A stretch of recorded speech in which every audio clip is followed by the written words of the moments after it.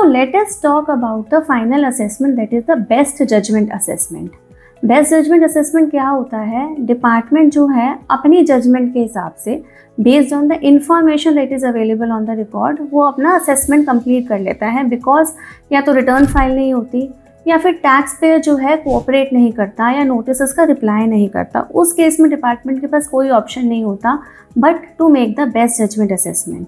And income tax act 2025 के अंदर भी सेक्शन 271 कहता है बेस्ट जजमेंट असेसमेंट, जिसमें department can make the best judgement assessment.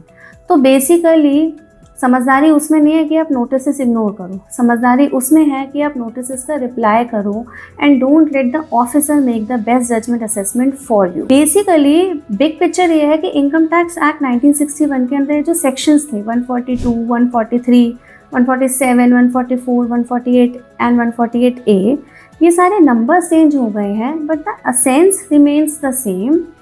थोड़े से डिजिटली ओरिएंटेड हो गए हैं, फेसलेस असेसमेंट सिस्टम को कंबाइन करने के लिए हो गए हैं, otherwise the logic behind these sections remains the same. So if you ever receive a notice under the new income tax act 225, don't panic, because अगर एक्ट चेंज होगा तो सेक्शन नंबर्स भी चेंज होंगे।